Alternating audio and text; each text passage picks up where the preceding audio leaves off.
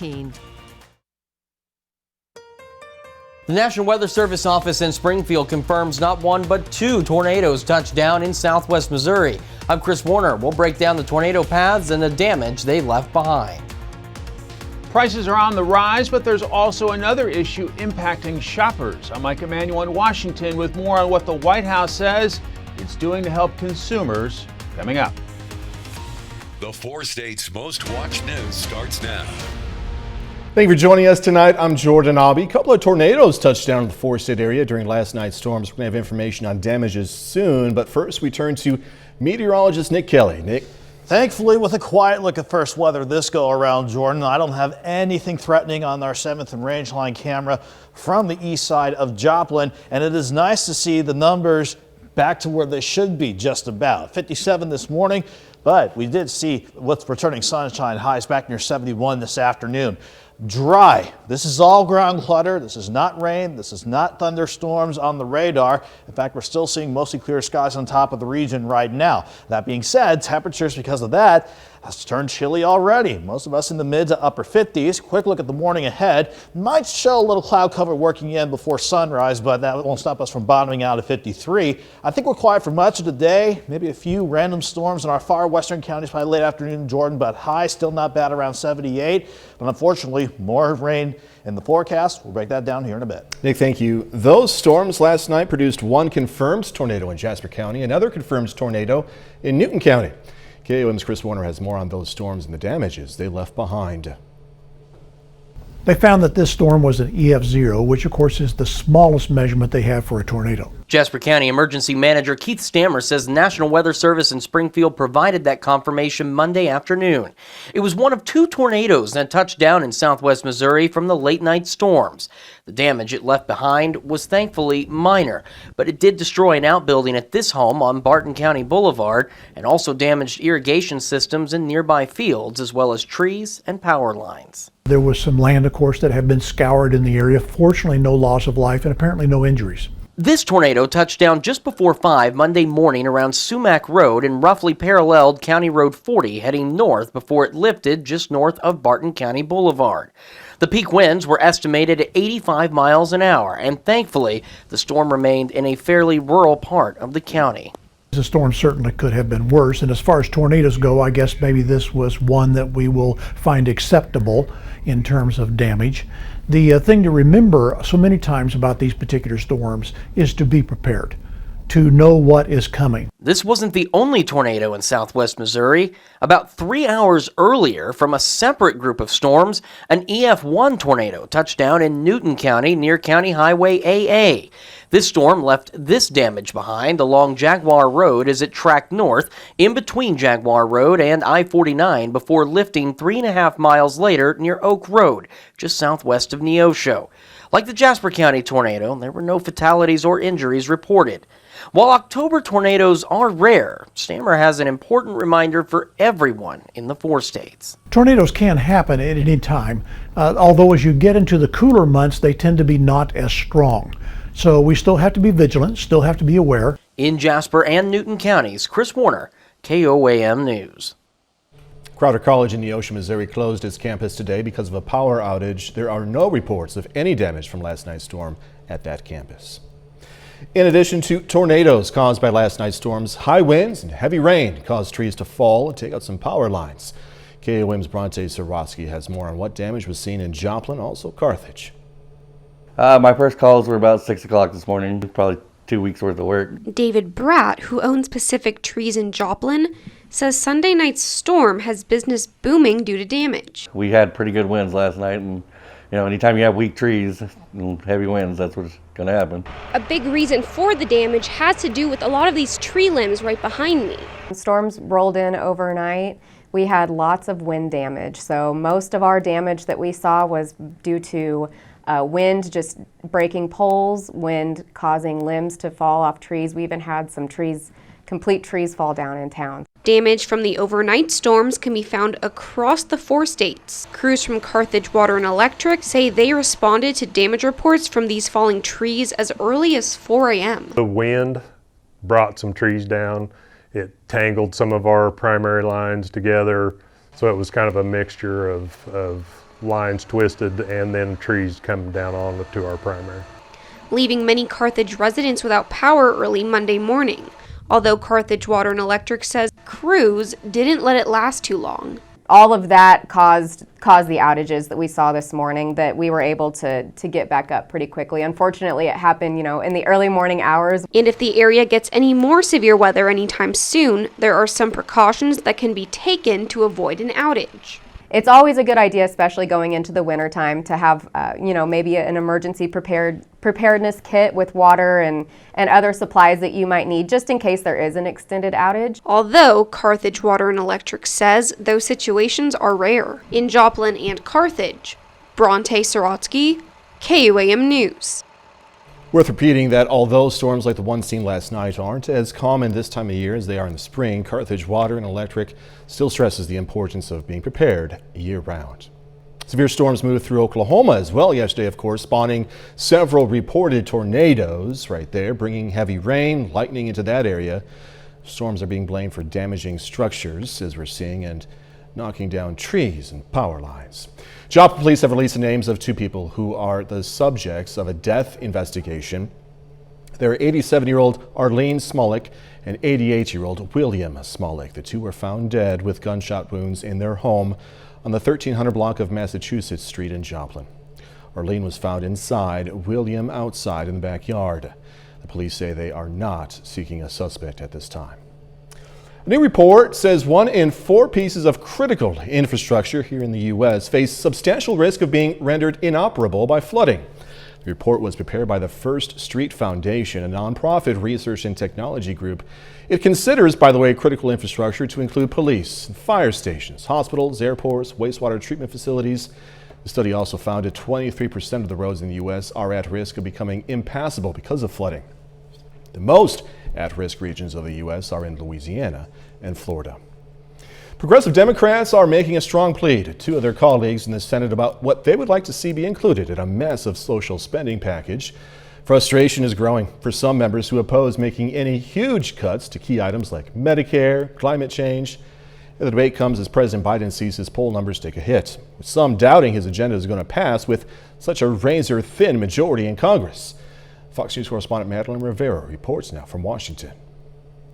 Calls for party unity are growing among Democrats as they struggle to bridge the divides on a multi-trillion-dollar social spending and climate package. So far, there has been no compromise between moderates and progressives on its size. For everybody who says, no, we're just going to come down from 3.5, I want to say, then what are you planning to leave behind? And its scope. Reject particularly housing and child care and climate change, and all of this is baffling to me. Still, they're trying to sell the public on the plan, even as they try to figure out what provisions to keep or leave out. I think I hear the same thing, that not enough Americans know what's in this bill, but when they find out, they really applaud what's in it. Faced with the risk of losing their razor-thin majorities in next year's midterm elections, Democrats say now is the time to pass the bill. The president's standing is sinking too. A Quinnipiac University poll shows his approval rating stands at 38%.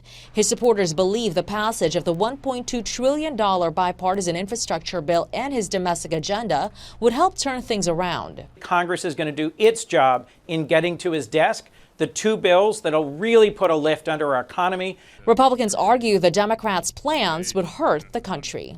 It's a tax and spend socialist dream list. There's talk among some Democrats of potentially doing another reconciliation bill next year to include some of the provisions that might not be included in this year's bill. In Washington, Madeline Rivera, Fox News. KOM News at 9 on Fox 14 takes this time now to honor another four-state hero. Justin Imbu served in the U.S. Marine Corps from 2004 to 2005. The Quapaw, Oklahoma native was stationed in Iraq. He received a Purple Heart. We are proud to thank and salute Corporal Justin Imbu. He's tonight's four-state hero. Nick Kelly's next with a complete look at the forecast. And later in sports, going to hear from the McDonald County Mustangs as they prepare for the first round of postseason softball.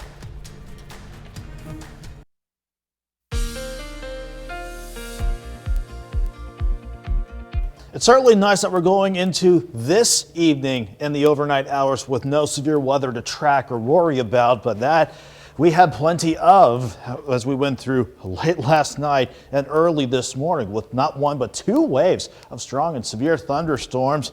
And it did leave behind quite a bit of a mess, especially a confirmed tornado south of Jay, Oklahoma. The Tulsa Weather Service office will conduct a survey on that and hopefully we'll have the results of that tomorrow. But like Chris Warner said, an EF1 confirmed just outside of Neosho and that EF0 near Golden City and Dudenville as you work closer to Jasper and Barton counties on the Missouri side.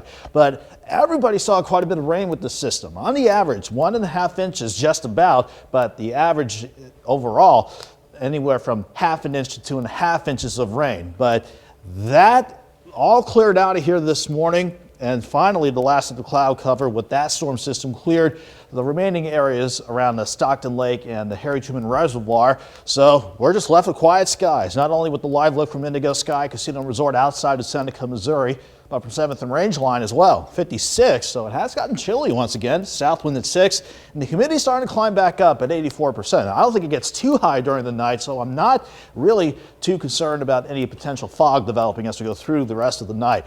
Most of us, though, are sitting in the mid to upper 50s right now. We'll drop back into the lower 50s, and I think that's where we'll stay because we're starting to see some faint signs of cloud cover developing out west. That's what's going to rotate in tomorrow morning, but nothing underneath the clouds.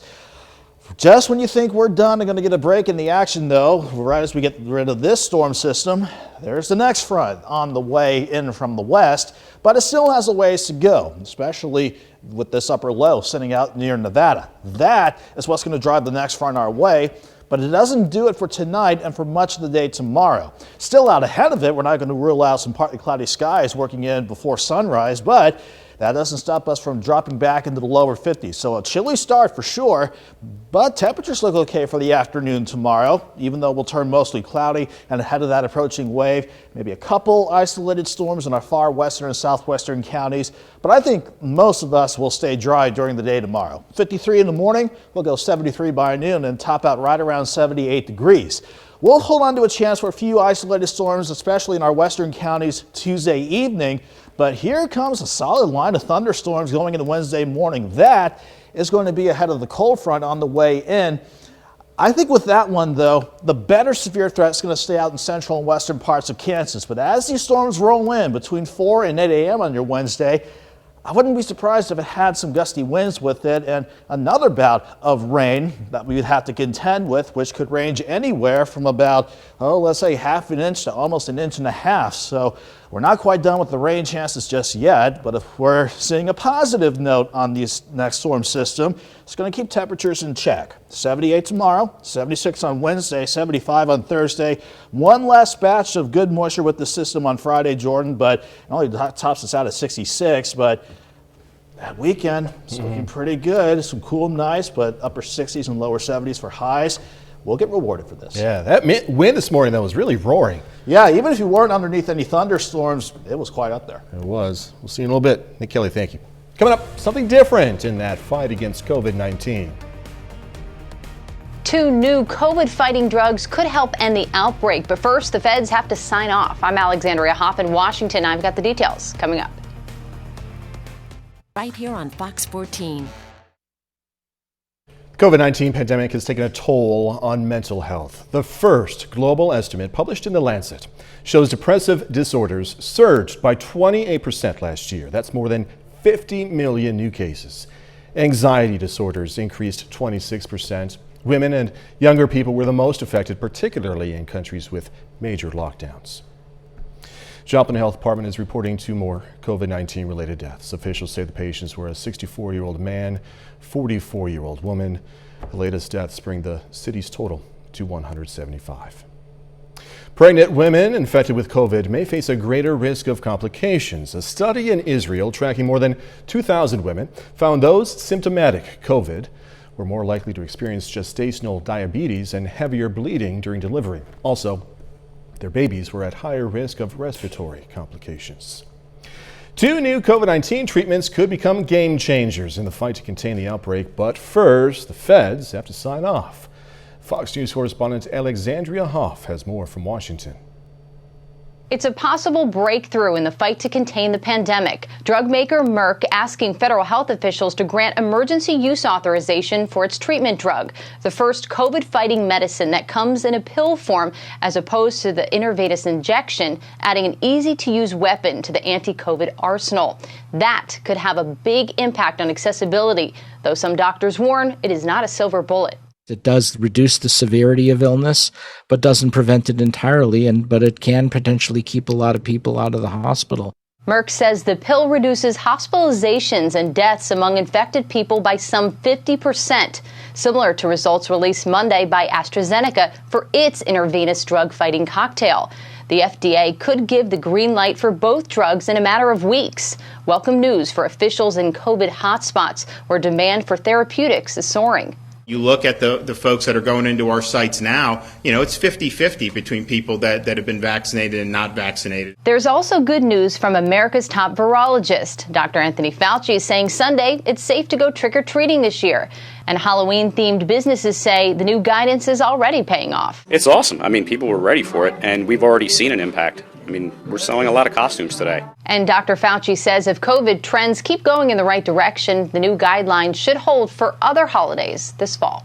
In Washington, Alexandria Hoff, Fox News.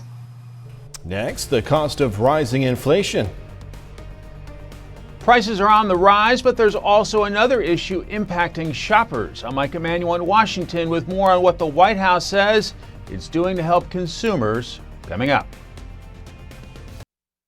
A group of 136 developed countries have agreed on a global corporate minimum tax rate of 15%. The Organization for Economic Cooperation and Development announced the breakthrough after years of disagreement. The nations agreed not to increase the rate later on. The tax rate would apply to companies with more than $864 million. Treasury Secretary Janet Yellen says she's confident Congress would approve the new rate. As prices keep going up across the nation, it's not the only issue facing shoppers lately. Fox News Chief Washington correspondent Mike Emanuel has these details. Halloween decorations may be up, but lately there's an even scarier sight at the pump. Gas prices up another 8 cents this week, putting the national average at $3.27 per gallon, nearly $1 higher than 12 months ago. Everything's on the rise. You got gas prices, you got food. And he's right. Prices are surging across the board at grocery stores, car dealers, and electronic stores. It's killing my business. The Labor Department estimates Americans are paying on average 5% more than they were a year ago. Some of this is just the natural result of coming out of a pandemic and the economy up and running. But it's not just higher prices scaring shoppers. We were looking for Superman shirts and capes. It's not an easy thing to find. I'm trying to find decorations. They're sold out. Empty shelves and shortages are also on the rise as dozens of container ships stuck on the California coast wait to unload. The quickest route from Asia to the United States and interior points is through Los Angeles. It's like taking 10 lanes of freeway traffic and squeezing them into 5. The White House says it's addressing the issues fueled by COVID-19, a labor shortage, and increased demand. The president recognizes that there are several layers of the challenge here that contribute to the bottleneck. Even though Halloween is still weeks away, experts say now is the time to also think about Christmas and make sure you get those hard-to-get gifts before they are gone. In Washington, Mike Emanuel, Fox News. Still ahead, former member of the Beatles, Paul McCartney, explaining his side of the famous band's breakup. Nominate your... Things are hopping at the Sunset Zoo in Manhattan, Kansas. Workers there are welcoming the addition of a rare albino wallaby named Bruni after an island off Tasmania, home to about 200 of the melanin-challenged marsupials. The wallaby only recently emerged from its mother's pouch months after being born. Zoo officials still don't know whether Bruni is a boy or a girl, though. He's cute no matter what he is, if you ask me. All right, rock icon Paul McCartney blaming John Lennon for the breakup of the Beatles over 50 years since the split of arguably the world's biggest band. The singer and bassist explains his side of the band's 1970 breakup on BBC Radio. McCartney says the band would have continued if fellow member John Lennon had not announced his departure. The Hey Jude crooner also claims the group were advised by their recently hired manager, Alan Klein, to keep word of the upcoming disbandment a secret while loose ends were being tied up. For decades, speculation about the band's breakup has ranged from artistic differences and legal troubles to Lennon's marriage to artist Yoko Ono. John Lennon was shot to death, of course, in New York City back in 1980. All right, 30 more minutes, news, weather, and sports. Coming your way, students in Grove, Oklahoma getting a lesson on Native Americans to celebrate Indigenous Peoples Day. Chaos at the airport. Southwest canceling more than 1,000 flights. Now there's a blame game between the airline and the FAA. I'm Lydia Hu in New York, and I've got the details coming up. We buy used. Today is National Indigenous Peoples Day, a day to honor the contributions of Native Americans. Last Friday, President Joe Biden signed the first ever proclamation declaring October 11th as Indigenous Peoples Day here in the U.S. Over in Grove, Oklahoma, city leaders also declared today Indigenous Peoples Day. At Grove Middle School, students learned about Native American herbal teas. The most important thing that we can do is to model and demonstrate for our youth the importance of the contributions of Native people and how we are still here and having pride in that heritage by not being ashamed to wear our tribal dress or our moccasins or show pride in who we are, even if you're learning a language and you mess up. So you know what herbs to get. Collington teaches a class on Cherokee traditions at Grove Middle School. Well, COVID-19 cases are stretching school and nurses thin, and school districts say hiring more nurses is proving difficult. Fox News multimedia reporter Stephanie Bennett explains. There are days when I've gone to probably, 6 different sites, depending on what the needs are. Sarah Rodden is one of 10 registered nurses looking after 21 schools in the Sunnyside Unified School District in Tucson. The work doesn't stop, and so we just keep working. She says the pandemic has added a lot to their daily workload. On top of helping students with everything from minor cuts and bruises to chronic conditions, they're now tracking and testing children for COVID-19. Ron says it's now common to work straight through lunch breaks and after school hours. It's not uncommon for me to see emails come through regarding COVID cases well into the evening, and I know that my staff has stayed because of the workload and just trying to get everything done and keep everybody safe. The National Association of School Nurses says this issue has been happening for years, but the pandemic is stretching resources thin. They're now seeing school nurses retire early or change careers. Our country as a whole, it is concerning that almost, about half of our public schools don't have a full-time school nurse. This is our third school year that we are dealing with this pandemic, and they are, they're tired. They've been working 24/7. At the U.S.-Mexico border, the Nogales Unified School District is utilizing outside help, working closely with community health leaders to offer telehealth visits with doctors and COVID testing. It has been busier than prior school years when there was no pandemic, because now with any mild cold or a sore throat or anything like that, they have to be sent to the nurse's office. Pandemic aside, the CDC recommends schools have at least one full-time nurse for every 750 students. At the moment, it's estimated that a quarter of schools have no nurse at all. In Phoenix, Stephanie Bennett, Fox News. One of America's best-known celebrity chefs is leaving the Food Network due to unsuccessful contract negotiations. Bobby Flay, right there, who became a Food Network fixture in 1994, is leaving the Food Network after 27 years. Flay helped put the Food Network into pop culture status and was working on a new contract with Discovery, the parent company of the Food Channel, but both sides were far apart on terms, apparently, and one insider says Discovery just cut off talks. Flay dropped out of high school at 17 to pursue culinary interests and hosted shows like Beat Bobby Flay, Throwdown with Bobby Flay, and Iron Chef America. Labor shortages in the fast food industry could soon mean more drive-through, less eat-in, according to industry watchers.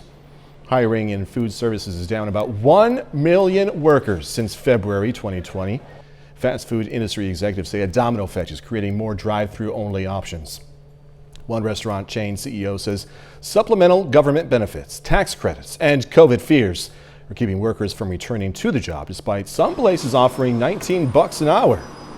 Another CEO says drive-through only operations are cheaper labor-wise, and drive-through may be more permanent thanks to the labor shortage. Acupuncture may be working to reduce both pain and opioid use after a total knee replacement. A study at Weill Cornell Medicine found 65% of patients who received acupuncture during surgery then needed only low-dose painkillers, or even none at all. Southwest Airlines canceling more than 1,000 flights over the weekend, stranding customers all across this country. Came after pilots asked a court to block the company's recently imposed vaccine mandate. But the airline denies a so-called sick out caused the cancellations. Fox Business Network's Lydia Hugh has more. I was supposed to work today, but I'm not going to be able to make it in because of this. Southwest Airlines canceling more than 300 flights on Monday. This after they grounded nearly 2,000 flights and delayed more than 1,500 others over the weekend. The company blaming problems with air traffic control and bad weather. But the FAA is pushing back, saying there haven't been any air traffic issues since Friday. Southwest telling Fox Business it's running, quote, closer to normal operation despite facing continued weather challenges. Texas Senator Ted Cruz is blaming the company's vaccine mandate, resulting in less pilots and workers. Cruz tweeting, quote, Joe Biden's illegal vaccine mandate at work. Suddenly, we're short on pilots and air traffic controllers. Southwest says the issues were, quote, not a result of employee demonstrations, as some have reported. The pilots union at Southwest asked a court to block the company's vaccine mandate, which goes into effect on December 8th. No matter the cause, the Southwest cancellations left long lines at airports nationwide. We didn't find out till 5 o'clock this morning that it was canceled, and then we were on the phone for, 7 hours? 7 hours before they answered. 44 minutes before they answered the phone. They said they were having problems. They wouldn't say what it was, and you're lucky you got a flight. Southwest says customers can check its website for rebooking options and flight status updates. In New York, Lydia Hu, Fox Business. A bit later, something new on Facebook. Facebook continues facing fallout from last week's whistleblower testimony. I'm Ashley Strohmeyer with a look at the new settings the company is preparing to launch to help keep children safe online, coming up. At Shape Technology.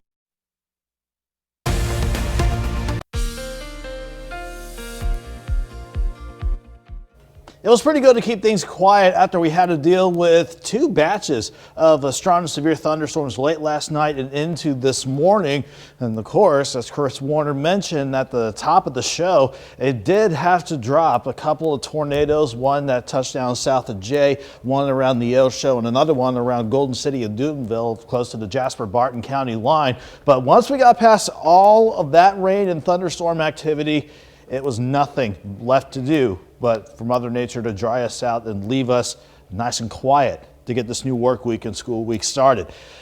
1.5 inches just about on the average across the entire region with the last storm system that came on through, but of course the amounts vary between 1/2 inch to almost 2.5 inches. But it is still nice to see that not only did the rain clear out before we got the afternoon underway, but the last of the cloud cover finally cleared Stockton Lake and the Harry Truman Reservoir about a couple hours ago. So we're looking good this time around as we go through the rest of the evening, not just with the clear skies over Indigo Sky Casino and Resort outside of Seneca, Missouri, but also from 7th and Rangeline from the east side of Joplin. This has allowed us to turn chilly quickly, though. 56 in Joplin with the south breeze at about 6 miles per hour. Most of us are generally in the mid to upper 50s still, but Stockton Lake's already back into the lower 50s. But unfortunately, I think that's about as chilly as we're going to get, as the rest of us will drop back into the lower 50s overnight. Even though we're seeing mostly clear skies now, we are seeing additional cloud cover develop out in western Oklahoma. That's what's going to head our way as we head towards sunrise into Tuesday morning. But just as we're done with one storm system, we've got the next one, the next cold front well to the west, but it's going to waste no time heading our way throughout the day tomorrow as this upper level low out of Nevada also starts coming our way.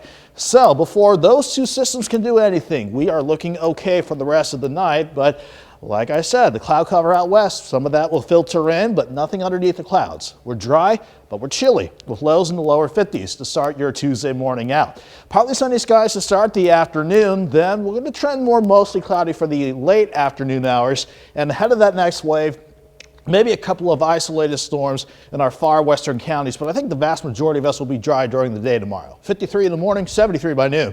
With highs right around 78 degrees. Let's say isolated storms on the Kansas side for tomorrow evening and tomorrow night. But then as that next cold front rolls in, you can see how it wants to bring in a line of strong thunderstorms. And there's this chance that some of them could be severe as we get your Wednesday morning started. If this can still hold, though, I would think mainly wind being the biggest issue here. But notice how the rain chances want to continue throughout our Wednesday with mostly cloudy skies still in place. So just over the next 2 days alone, anywhere from maybe half an inch to almost an inch and a half with the next storm system on the way. But that's not even including the other rain chances for Thursday and Friday. Fortunately, it'll keep temperatures in check. 78 tomorrow, mid-70s Wednesday and Thursday, only 66 for Friday. Jordan, fortunately, I think we'll be drying out just in time for the Friday night football games. The rest of the weekend looking good. 66 Saturday and 72 Sunday. That sunshine was so nice this afternoon. And like I said earlier this evening, a nice reward after last night. Definitely. Nick Kelly, thank you. The volcano on La Palma, with its fountains of lava and rivers of molten rock, is drawing people to Spain's Canary Islands from around the world. The weeks-long eruption has grounded many flights, so tourists are flocking by ferry. Get there one way, right? All right, coming up in sports, going to hear from the Chiefs after their AFC title rematch against the Bills. Plus, McDonald County softball is the #1 seed in the district tournament. Going to hear from the Mustangs next. Watch anytime.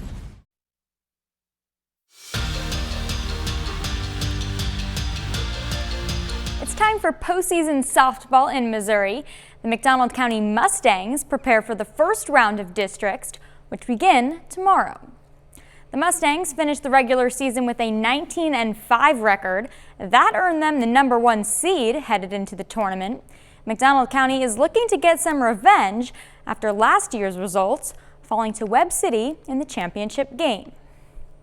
Last year, we felt like we had a good year. Didn't finish the way that we wanted it to finish. Kind of came back with a vigor this fall with about some unfinished business. We didn't start the season hitting the ball quite like we wanted to, but we've adapted throughout the year. And then, our pitching, which we knew was going to be a strong point going into the year, has definitely been a strong point throughout the season, and something we look forward to getting a chance to showcase that in the district tournament. McDonald County will face Parkview in the quarterfinal round. That game is set for 6:30 on Tuesday in Neosho. Sunday night football featured a rematch of last year's AFC title game between the Buffalo Bills and the Kansas City Chiefs. This time, the Chiefs came up short, falling 38-20. Early in the second quarter, the Chiefs took a 3-point lead, but the Bills went on to score 17 unanswered points, highlighted by a handful of big plays. The Chiefs turned the ball over 4 times in the game, and Andy Reid said his struggling defense felt embarrassed by the performance. Here's more from safety Tyrann Mathieu. For me, it's all about continuing to lead these guys, in the right way.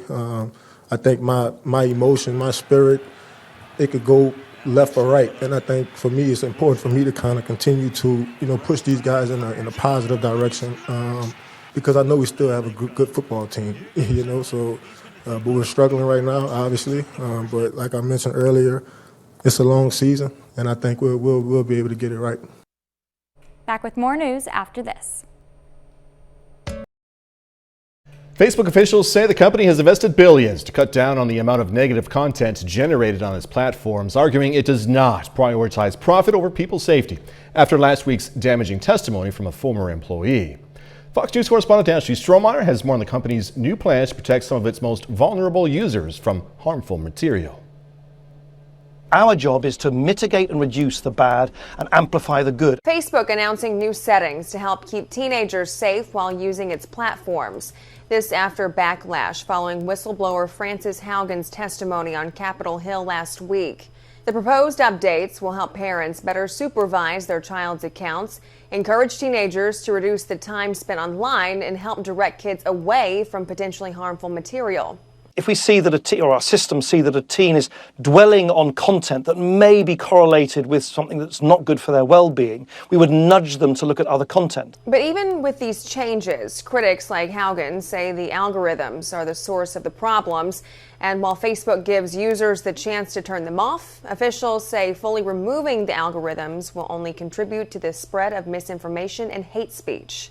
Those algorithmic systems precisely are designed like a great sort of giant spam filter. Haugen disagrees, claiming Facebook wants to scare people into letting the algorithms stay in place. Facebook knows that when they pick out the content that we focus on using computers, we spend more time on their platform, they make more money. Facebook maintains it does the best it can to prevent harmful material from circulating, calling on Congress to pass tighter online regulations for all websites if government officials want different outcomes. Ashley Strohmeyer, Fox News. Next, a look at the entertainment coming your way this week on Fox. Entertaining performances and intriguing new series continue on Fox's fall lineup. Here's Fox's Ashley Dvorkin with a preview of what's coming up this week. Dramas, dance, and digital avatars. Here's what's hot on Fox. This is Los Angeles 911. This is Los Angeles 911. Monday on 911, the blackout is over, but the emergencies for the 118 continue, including a truck crash at a high school homecoming parade. Has he said anything? Plus, Athena and Michael talk to a therapist as they try to help Harry cope after the kidnapping. I'm going for it. Then it's almost showtime on The Big Leap with the first trailer for the reality show released. And the group's personal lives also pushed into the spotlight. Tuesday starts with The Resident, where a grieving Conrad channels his feelings into searches for answers. Angela Vaughn. Then on Our Kind of People, Angela deals with tabloids after her paternity secret is revealed. And she gets support with her best friend in town for the grand opening of Eve's Crown. Wednesday, the Masked Singer's Group B return to the stage for a second performance of the season, and a new wild card joins in the fun. Phenomenal voices. Then 4 of the remaining contestants and their digital avatars battle it out on Alter Ego for a spot in the semifinals. Get ready for a terrific matchup. Thursday Night Football, presented by Bud Light Platinum, has the Philadelphia Eagles taking on the Tampa Bay Buccaneers. Friday is the no-holds-barred action of WWE Friday Night SmackDown. And Sunday is all-new animated laughs on The Simpsons, The Great North, Bob's Burgers, and Family Guy. In Hollywood, Ashley Dvorkin, Fox News. That's our time for tonight. Thanks for joining us. Going to leave you with video of Bengal tiger cubs at a zoo in Mexico. Be safe. Do this all again tomorrow. See you then.